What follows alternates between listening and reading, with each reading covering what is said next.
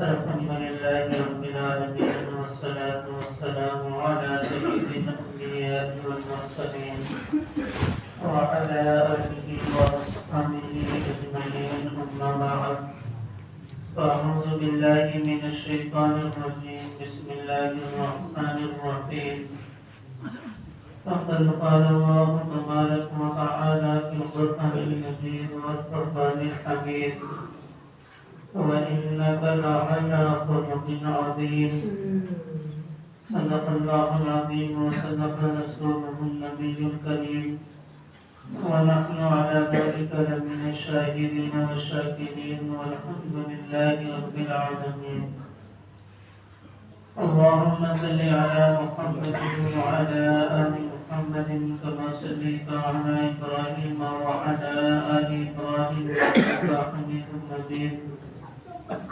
اللهم بارك على محمد وعلى آل محمد كما باركت على إبراهيم وعلى آل إبراهيم إنك حميد مجيد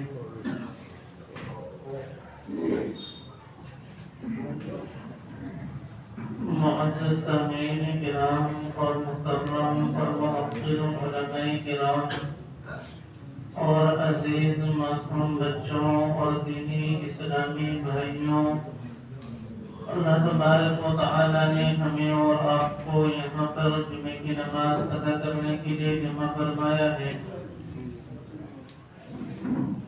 اور یہ بات تو روز روشن کی طرح آیا ہے کہ ہر انسان آج کسی نہ کسی پریشانی میں مبتلا ہے، کسی نہ کسی پریشانیوں کا وہ سامنا کر رہا ہے، اور بالخصوص مسلمان ہر اعتبار سے پریشانی کے عالم میں ہے۔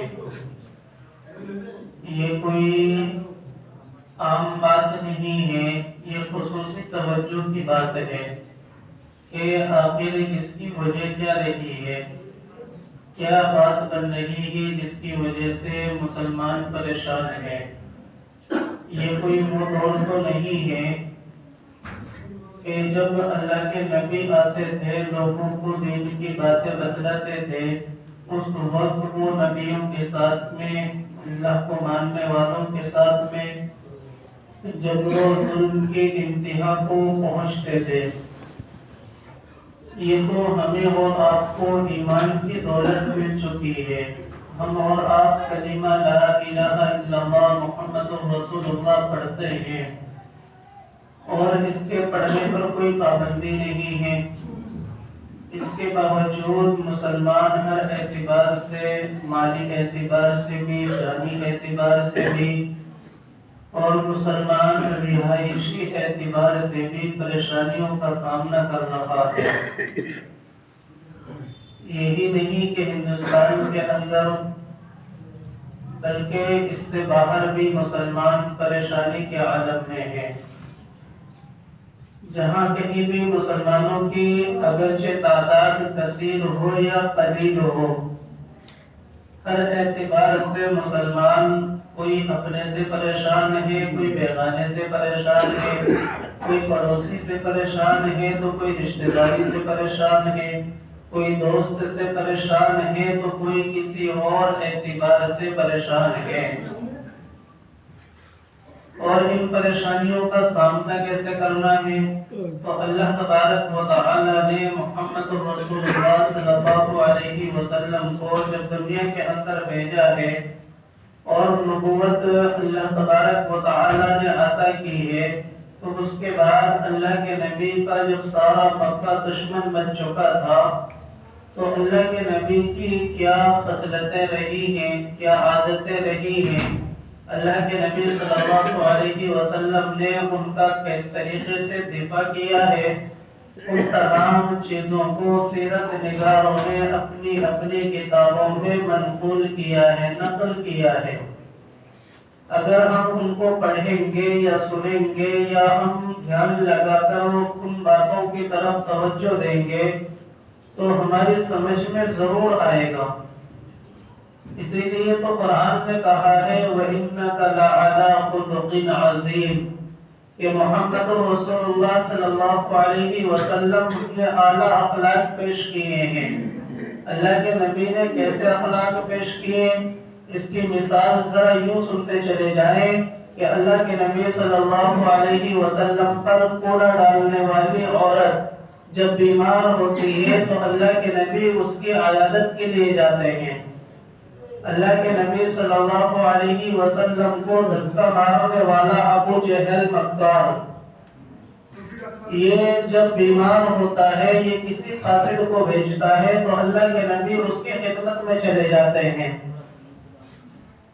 یہاں تک کہ عمرو بن عاص واحل جب یہ اللہ کے نبی صلی اللہ علیہ وسلم کو پریشان کر رہا ہے، اللہ کے نبی دین کی باتیں لوگوں کو بتلا رہے ہیں اور یہ پیچھے سے عمرو بن عاص واحل اور ابو جہل شور شرابہ کر رہا ہے، تو اللہ کے نبی صلی اللہ علیہ وسلم نے ان میں سے کسی کو نہ ڈانٹتے ہیں اور نہ ہی ان کو کسی طرح کی کوئی بات کہتے ہیں۔ اللہ کے نبی خاموشی سے اپنی بات اپنی امت کے سامنے رکھ رہے ہوتے ہیں، یہاں تک کہ اللہ کے نبی صلی اللہ علیہ وسلم کے سامنے جب یہ نبوت کا اعلان کر چکے، اللہ کے نبی نے یہ کہا کہ اے لوگوں لا الہ الا اللہ کہہ لو، تم کامیاب ہو جاؤ گے، تو یہ پورا مکہ اللہ کے نبی کا دشمن بن گیا۔ اب اللہ کے نبی صلی اللہ علیہ وسلم پر قرآن کا نزول ہو رہا ہے، اللہ کے نبی جس سے بات کرتے ہیں وہ مسلمان ہو جاتا ہے، اللہ کے نبی جس کے پاس جاتے ہیں وہ ایمان قبول کر لیتا ہے۔ اللہ کے نبی صلی اللہ علیہ وسلم کے اخلاق کو دیکھ کر، اللہ کے نبی صلی اللہ علیہ وسلم کی گفتگو کو دیکھ کر، اللہ کے نبی صلی اللہ علیہ وسلم کے حسن اخلاق کو دیکھ کر یہ مکہ کے لوگ ایمان میں داخل ہو رہے ہیں۔ اس کی وجہ سے کفار مکہ کے پیٹ میں درد ہو رہا ہے اور یہ طرح طرح کے پروپیگنڈا کر رہے ہیں۔ میں نے گزشتہ جمعہ بتلایا تھا کہ عبداللہ ابن مغیث آتا ہے اور آ کر اللہ کے نبی کو جان کا، اللہ کے نبی کو مال کا، اللہ کے نبی کو جاہ و جلال کا واسطہ لیتا ہے اور اللہ کے نبی کے سامنے وہ پیشکش کرتا ہے کہ اگر تمہیں مال چاہیے تو ہم پورے مکے والے مال اکٹھا کر کے دینے کے لیے تیار ہیں، اگر آپ کو حکومت چاہیے تو ہم آپ کو سردار بنانے کے لیے تیار ہیں، اگر آپ کو کوئی ایسی عورت پسند ہے کہ مکہ کے اندر سب سے خوبصورت عورت آپ کے نکاح میں دینے کے لیے تیار ہے، تو اللہ کے نبی صلی اللہ علیہ وسلم نے فرمایا کہ اے عبداللہ ابن مغیث، اگر میرے ایک ہاتھ میں چاند لا کر کے رکھ دے گا اور دوسرے ہاتھ میں اگر سورج کو لا کر کے رکھ دے گا تب بھی میں اللہ کے مشن سے پیچھے نہیں ہٹنے والا، اور اس کے سامنے اللہ تبارک و تعالی کے کلام کو پڑھا ہے، حامیم تنزیل من الرحمن الرحیم، جب یہ آیتیں پڑھی ہیں اور آخر رکوع تک اللہ کے نبی نے اس کی تلاوت کی ہے تو عبداللہ ابن مغیث اپنی قوم کے پاس میں پہنچتا ہے اور جا کر کے عرض کرتا ہے کہ اے میری قوم کے لوگوں، میں نے اس سے ایسا کلام سنا ہے کہ اس سے پہلے میں نے ایسا کوئی کلام سنا ہے نہ میرا تصور اس کے بارے میں کبھی گزرا ہے۔ مجھے ایسا محسوس ہوتا ہے کہ اگر ہم اپنی سلامتی چاہتے ہیں تو ہم محمد رسول اللہ کے دین کے قائد ہو جائیں اور محمد رسول اللہ کے قدم میں جا کر کے گر جائیں، ورنہ ہماری حالتیں ایسی ہوں گی کہ وہ نبی جو اپنے آپ کو نبی کہتا ہے محمد بن عبداللہ، اگر واقعتاً اللہ تبارک و تعالیٰ کی طرف سے وہ کلام اتر رہا ہے تو وہ کلام ایسا کلام ہے کہ اس کلام کے ذریعے سے اللہ ہم پر حکومت عطا کر دے گا اور ہم ذلیل و خوار ہو کر کے زندگی گزاریں گے۔ اس لیے میری قوم کے لوگوں، اگر تم سلامتی چاہتے ہو تو محمد رسول اللہ کا کلمہ پڑھ دو۔ میرے بھائی، اللہ کے نبی صلی اللہ علیہ وسلم پر مصیبتوں کا پہاڑ ٹوٹ رہا ہے، اللہ کے نبی گلی سے گزرتے ہیں تو کوڑا ڈالا جاتا ہے، اللہ کے نبی سجدے میں ہیں تو ان کی اوجڑیں رکھ دی جاتی ہے، اللہ کے نبی کو طرح طرح سے پریشان کیا جا رہا ہے کہ کیسے یہ محمد اپنے مشن سے دور ہٹ جائے اور ہمارے لات و عزا کو برا نہ کہے اور ایک اللہ کا جو پیغام لے کر کے چلا ہے اس پیغام سے یہ پیچھے ہٹ جائے اور محمد رسول اللہ صلی اللہ علیہ وسلم کو کبھی وہ جانی اعتبار سے پریشان کر رہے ہیں، کبھی وہ مالی اعتبار سے پریشان کر رہے ہیں، اور کبھی اللہ کے نبی کو ہر اعتبار سے پریشان کرنے کی فکر کر رہے ہیں، اللہ کے نبی ان کے دلیلوں سے جواب دیتے جا رہے ہیں۔ عبداللہ ابن محیط لاجواب ہو گیا، پھر وہ وہاں سے نظر ابن حارث کو لے کر اور علماء یہود کے پاس پہنچتا ہے، مدینے کا سفر کرتا ہے اور وہاں جا کر کے ان سے افتتاح حاصل کرتا ہے کہ اے لوگوں، ہمارے یہاں پر ایک آدمی ہے جس نے اپنے آپ کو نبی ہونے کا دعویٰ کر رکھا ہے، وہ ہمارے لات و عزا کو برا بھلا کہتا ہے، وہ ایک اللہ کی عبادت کرنے کو کہتا ہے، وہ ایک اللہ کے سامنے سر جھکانے کو کہتا ہے، اور ہم اپنے آباء و اجداد کے دین کو کیسے چھوڑ دیں؟ اے علماء یہود، ہمیں بتلاؤ، کیا ہم اس کو نبی مان لیں یا ہم ان سے کوئی ایسی بات کریں جس سے ہمیں پتہ چل جائے کہ وہ نبی ہے یا نہیں ہے؟ تو علماء یہود نے انہیں 3 سوال بتلائے تھے، اور ان تینوں سوالوں کو اللہ تبارک و تعالیٰ نے قرآن میں قید فرمایا ہے، اللہ نے قرآن میں ان کا جواب اتارا ہے۔ ہاں، ان علماء یہود نے فرمایا، اے نظر ابن حارث، جاؤ جا کر کے اپنی قوم سے کہنا، اے عبداللہ ابن محیط، جاؤ جا کر کے اپنی قوم سے کہنا کہ اس محمد بن عبداللہ سے 3 سوال کرنا۔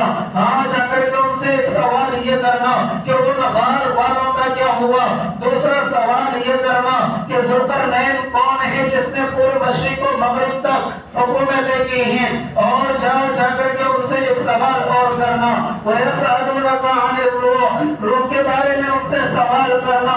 یہ تمام کے تمام وہاں سے جانے لگے۔ ان علماء یہود نے فرمایا کہ سنتے چلے جاؤ، اگر وہ ان تینوں سوالوں کے جوابات دے دیتے ہیں تو وہ نبی نہیں ہو سکتے، اگر وہ ان تینوں سوالوں کے جواب نہیں دیتے ہیں تب بھی وہ نبی نہیں ہو سکتے۔ ہاں، اگر وہ 2 سوالوں کے جواب دے دیتے ہیں اور ایک سوال پر وہ خاموشی اختیار کر لیتے ہیں تو سمجھ لینا کہ وہ واقعہ نبی ہیں اور اللہ تبارک و تعالیٰ نے انہیں نبوت کا درجہ عطا کیا ہے۔ آمین بھائی، اللہ کے نبی صلی اللہ علیہ وسلم پر اللہ کے نبی صلی اللہ علیہ وسلم کے خدمت میں آتے ہیں اور آ کر کے اللہ کے نبی سے عرض کرتے ہیں، اپنی پوری قوم کو لے کر کے آتے ہیں، اے نبی، اے محمد، اگر واقعتاً آپ نبی ہیں، ہاں واقعتاً اگر اللہ کی طرف سے آپ کے پاس پیغام آتا ہے، اگر واقعتاً حضرت جبرائیل جو موسیٰ اور عیسیٰ کے پاس آتے تھے، ہاں وہ جبرائیل جو حضرت آدم علیہ السلام کے پاس آتے تھے، اگر واقعتاً آپ کے پاس میں آتے ہیں تو ہمیں ان سوالوں کے جوابات دے دیجئے۔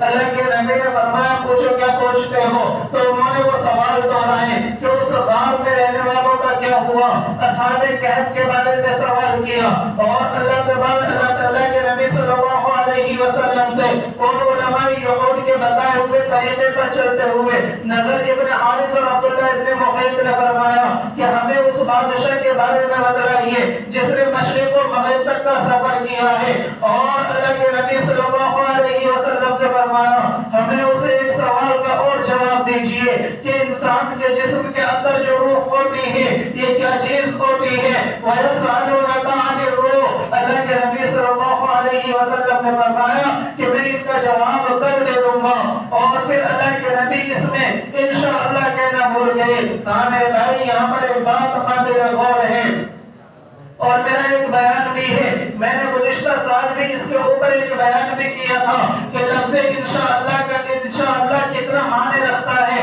لفظ انشاءاللہ کے معنی کیا ہوتے ہیں، اور اس انشاءاللہ کہنے پر اللہ تبارک و تعالیٰ کی طرف سے کیسی مدد آتی ہیں۔ ہاں، میرا یہ بیان گزشتہ سال یہاں پر ہو چکا ہے، اگر ضرورت پڑی، اگر اللہ نے زندگی رکھی تو انشاءاللہ آئندہ بھی اس پر کبھی گفتگو ہوگی، اور ہاں حضرت ذوالقرنین کے بارے میں بھی انشاءاللہ آئندہ کبھی گفتگو ہوگی، لیکن یہاں پر نظر ابن حارث اور عبداللہ ابن محیط اپنی پوری قوم کو لے کر اللہ کے نبی کی خدمت میں جاتے ہیں اور اللہ کے نبی سے سوال کرتے ہیں۔ اللہ کے نبی نے کہا، میں کل اس کا جواب دے دوں گا، لیکن اللہ تبارک و تعالیٰ کو یہ بات پسند نہ آئی۔ اللہ تبارک و تعالیٰ امت محمدیہ کو سبق دلانا تھا، اللہ تبارک و تعالیٰ امت محمدیہ سے محبت کرتا ہے، اس لیے اللہ تبارک و تعالیٰ نے اپنے نبی پر اس کا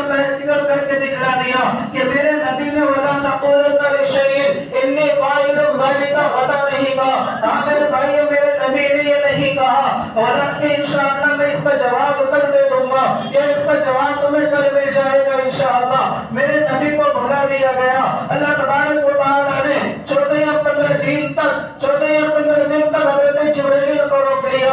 اب اللہ کے نبی پر تانے کسے جا رہے ہیں کہ یہ اپنے آپ کو نبی ہونے کا دعویٰ کرتا ہے. یہ کہتا ہے کہ میرے پاس جبرائیل آتا ہے. یہ کہتا ہے کہ اللہ نے مجھے نبوت عطا کیا ہے. یہ کہتا ہے کہ مجھے آخری نبی مان لو. یہ کہتا ہے کہ رب کائنات آسمان پر ہے. یہ کہتا ہے کہ رات و عزت کو چھوڑ کر ایک اللہ کی عبادت کرنے پر آ جاؤ. ان سے ان 3 سوالوں کے جوابات نہیں دیے جاتے تو یہ کیا نبی ہو سکتا ہے؟ اللہ کے نبی صلی اللہ علیہ وسلم مسجد حرام میں جاتے ہیں. اللہ تبارک و تعالیٰ کے سامنے دعا ہوتے ہیں کہ اللہ یہ کیا معاملہ بنا ہے کہ کفار اس جواب کے انتظار میں ہیں. ہاں میرے بھائی اللہ کے نبی صلی اللہ علیہ وسلم اب مسجد حرام کے اندر رات کی تنہائی میں اللہ تبارک و تعالیٰ کے سامنے ہاتھ اٹھا کر دعا کر رہے ہیں کہ اللہ یہ کیا معاملہ بنا. حضرت جبرائیل کیوں نہیں آتا؟ اللہ میرا پیغام کیوں نہیں پہنچتا؟ اللہ تبارک و تعالیٰ نے حضرت جبرائیل کو بھیجا اور جا کر کے کہا کہ جاؤ جا کر کے میرے نبی سے کہنا وَلَا تَقُولَنَّ لِشَيْءٍ إِنِّي فَاعِلٌ ذَلِكَ غَدًا. اگر تم کسی کام کے آئندہ کرنے کا ارادہ کرو تو اس کے ساتھ انشاءاللہ میرا لیا کرو کیونکہ تم کچھ نہیں کر سکتے. یہ رب کائنات ہے جو تمہارے ساتھ میں ہے کہ انسان دنیا میں کچھ نہیں کر سکتا. یہ کل تو کیا پوری زندگی کچھ نہیں کر سکتا جب تک اللہ تبارک و تعالیٰ کی طرف سے مدد نہ ہو جائے, جب تک اللہ کو اس کے بارے میں حکم نہ ہو جائے. ہاں محمد رسول اللہ سے فرمایا اور پھر اللہ تبارک و تعالیٰ نے آیتیں نازل کی ہیں سورہ مریم کے اندر اور اصحاب کہف پورے ایک سورت نازل کی ہے. سورہ پارے کے شروع کے اندر اللہ تبارک و تعالیٰ نے فرمایا وَيَسْأَلُونَكَ عَنِ ذِي الْقَرْنَيْنِ. اللہ تبارک و تعالیٰ نے اس کا جواب دیا ہے اور اصحاب کہف کا واقعہ اللہ تبارک و تعالیٰ نے 15ویں پارے کے اندر بیان کر دیا. اللہ کے نبی نے اصحاب کہف کے بارے میں بھی بتلایا کہ ان غار میں رہنے والوں کے ساتھ میں یہ معاملہ ہوا ہے. ہاں وہ جو مغرب و مشرق کا حکومت کرنے والا تھا وہ کوئی اور نہیں بلکہ ذوالقرنین بادشاہ گزرا ہے. لیکن اللہ کے نبی صلی اللہ علیہ وسلم تیسرے سوال کے جواب پر آتے ہیں. یہ تمام کے تمام مکہ والے کھڑے ہو جاتے ہیں کہ ہاں اب نبی پھنس جائے گا.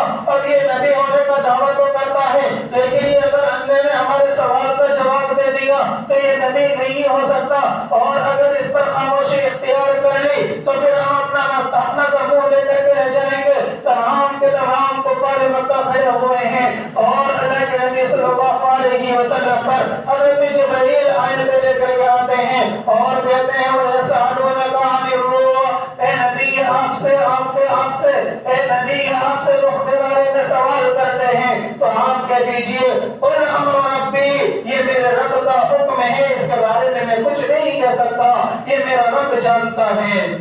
جب اللہ کے نبی صلی اللہ علیہ وسلم نے ان تینوں سوالوں کے جوابات دے دیے ہیں, جب اللہ کے نبی نے ان کا منہ بند کر دیا ہے اور جب ظالم ہوتا ہے اور جب یہ حق اور باطل کا مقابلہ ہوتا ہے تو باطل میدان چھوڑ کر بھاگنے لگتا ہے, باطل گالی گلوچ پر آ جاتا ہے, باطل مار پیٹ پر آ جاتا ہے. ہاں انہوں نے بھی یہی کہنا شروع کر دیا, اللہ کے نبی کو گالیاں دینا شروع کر دی, اللہ کے نبی پر تانے کسنے شروع کر دیے. اللہ کے نبی کے حقانیت کو تو سمجھ چکے تھے لیکن باطل کبھی بھی حق کے سامنے دبتا نہیں ہے بلکہ وہ اور حق کو دبانے کی کوششیں کرتا ہے جب تک کہ وہ خوب اچھی طریقے سے ذلیل و خوار نہ ہو جائے. ہاں میرے بھائی پھر انہوں نے ان سوالوں کے جوابات میں جب وہ اپنا سر منہ لے کر کے رہ گئے تو میرے بھائی انہوں نے پھر دوسرا پروپیگنڈا اختیار کیا اور اللہ کے نبی کے پاس میں آئے اور آ کر کے کہنے لگے کہ اے محمد ہم آپ کو نبی مان لیں گے, ہم آپ کو نبی مان لیں گے لیکن ہمیں کوئی ایسا معجزہ تو دکھاؤ جیسا کہ پچھلے نبیوں نے معجزہ دکھلایا ہے. انہوں نے پھر وہی یہود و نصارہ کے سوال و جوابات کرنے شروع کر دیے کہ اے نبی اللہ تبارک و تعالیٰ سے کہو کہ ہمارے لیے آسمان سے کھانا آئے. اے نبی آپ اللہ تبارک و تعالیٰ کو آپ پر قرآن نازل کرنے کی کیا ضرورت تھی؟ اگر اللہ تبارک و تعالیٰ کو قرآن نازل کرنا تھا تو اللہ حضرت جبرائیل کو بھیج کر ہمیں بتا دیتے کہ یہ قرآن میری طرف سے تم اس کے مطابق عمل کرنا. اور اللہ کے نبی سے ایک سوال یہ بھی کیا کہ ہاں ہمارا دادا موسیٰ بن کلاب ہے جو برسوں پہلے یہاں دنیا سے رخصت ہو چکا ہے, اگر واقعات تم نبی ہو تو انہیں زندہ کر دو, اور وہ زندہ ہونے کے بعد میں اگر ہم سے کہے کہ ہاں یہ محمد نبی ہے تو پھر ہم آپ کی نبوت کو اقرار کر لیں گے, ہم آپ کی نبوت کو مان لیں گے. اور اگر تم نے ان کو زندہ نہیں کیا تو پھر ہم آپ کو کیسے نبی مان لیں؟ اللہ کے نبی صلی اللہ علیہ وسلم سے پھر اسی طریقے کے وہ سوالات ہوتے رہے ہیں. اور وہ یہود و نصارہ کے ہاں حضرت عیسیٰ علیہ السلام نے اپنے مردوں کو زندہ کیا ہے, آپ بھی زندہ کر کے بتلائیے. حضرت صالح علیہ السلام نے پہاڑ سے اونٹنے کو پیدا کیا ہے, تم بھی کوئی ایسا کرشمہ کر کے دکھلائیے. ہاں اللہ تبارک و تعالیٰ سے حضرت موسیٰ کلیم اللہ نے بات کی ہے, تم بھی ہمیں لے کر کے کسی پہاڑ پر چلیے اور اللہ تبارک و تعالیٰ سے ہمارا ہم کلام کرائیے. اللہ نبی صلی اللہ علیہ وسلم نے ان کی تمام باتوں کو سنا ہے. اس کے بعد اللہ کے نبی رات کی تنہائی میں پہنچتے ہیں اور اللہ تبارک و تعالیٰ کے سامنے جا کر ہاتھ اٹھا کر کے دعائیں کرتے ہیں کہ اللہ انہوں نے میرے سامنے یہ فرمائشیں رکھی ہیں. اللہ تبارک و تعالیٰ نے فرمایا اے محمد یہ صحیح کہتے ہیں, اے محمد یہ صحیح کہتے ہیں, ہاں ان کے سوالات صحیح ہیں, لیکن اے محمد انہیں جا کر کے بدلا دینا کہ ہم مردوں کو زندہ کرنے پر ٹپاتے رہیں. اے محمد ان کو جا کر کے بدلا دینا ہم پہاڑوں سے اونٹنیاں بھی پیدا کرنے پر پاتے رہیں. اے محمد تم جا کر کے ان سے کہہ دینا وہ مجھ سے بات بھی کر سکتے ہیں. اے محمد تم ان سے جا کر کے کہہ دینا, لیکن اگر ان معجزات کے بعد بھی وہ ایمان نہ لائے, اگر ان معجزات کو دیکھنے کے بعد بھی وہ ایمان کے اندر داخل نہ ہوئے اور آپ کو آپ کی نبوت کی تصدیق نہیں کی, تو اے محمد ان سے جا کر کے کہہ دینا کہ میرا عذاب بڑا سخت ہے کہ میں ان کو سور اور خنزیر بنا سکتا ہوں, میں انہیں کتا اور جانوروں کی شکل میں تبدیل کر سکتا ہوں. اگر انہوں نے معجزات دیکھے ہیں اس کے باوجود ایمان قبول نہیں کیا تو میں آسمان سے پتھروں کی بارشیں کرنے پر قادر ہوں. اگر انہوں نے معجزات دیکھنے کے بعد آپ کی نبوت کی تصدیق نہیں کی تو میں ان کی زمین کو اٹھا کر پلٹنے پر بھی قادر ہوں. اے محمد جاؤ جا کر کے ان سے کہو کہ اگر یہ معجزات دیکھنے کے بعد میں اللہ پر ایمان نہیں لائے تو اللہ کا عذاب انہیں ہلاک اور برباد کر دے گا. جب محمد رسول اللہ نے اگلے دن ان کفار مکہ کے سامنے کہا کہ اے لوگوں اگر تم معجزات دیکھنا چاہتے ہو اللہ معجزات دکھانے کے لیے تیار ہے, لیکن اگر تم نے اس کے بعد میری نبوت کی تصدیق نہیں کی تو اللہ تبارک و تعالیٰ تمہیں کتا اور خنزیر بنا دے گا. اللہ تمہارے اوپر آسمان سے پتھروں کی بارشیں کر دے گا, اللہ تمہارے زمین کو پھاڑ کر تمہیں اس کے اندر سما دے گا.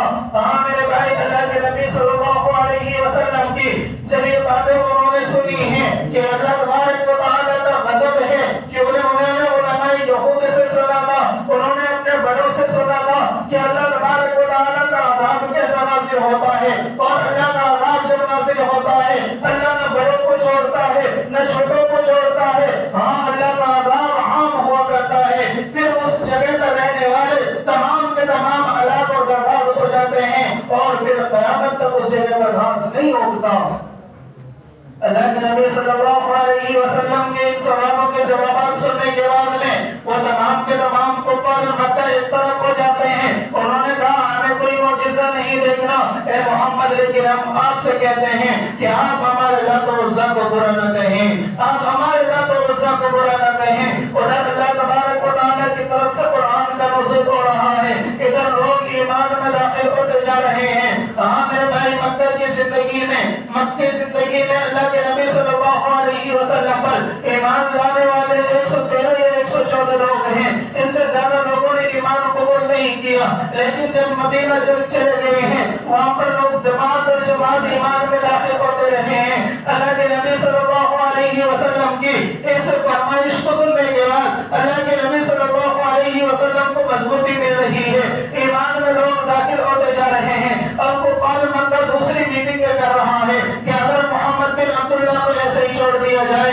تو ایک دن ایسا آئے گا کہ ہمیں اس مکہ سے نکلنا پڑے گا اور ہماری چودراہٹ ختم ہو جائے گی. کچھ کرنا چاہیے. میٹنگیں ہو رہی ہے, انہی میٹنگوں میں سے ایک میٹنگ یہ ہوتی ہے کہ مکہ کے اندر رات کو ایک میٹنگ ہوتی ہے. تمام مکہ کے سرداران جمع ہوتے ہیں اور اعلان کرتے ہیں کہ کوئی ایسا مجمع میں ہے جو محمد بن عبداللہ کو نعوذ باللہ قتل کر دے رات کی تنہائی میں جا کر. کوئی محمد بن عبداللہ کو اپنے راستے سے ہٹا دے. کوئی ہے مجمع کے اندر جو کھڑا ہو کر کے کہے. تمام کا تمام مجمع خاموش ہے اور ایک آواز پیچھے سے آتی ہے اور وہ کھڑا ہو کر تلوار ہاتھ میں لے کر کے کہتا ہے کہ ہاں میں محمد بن عبداللہ کا سر قلم کر کے تمہارے سامنے پیش کر دوں گا. نعوذ باللہ.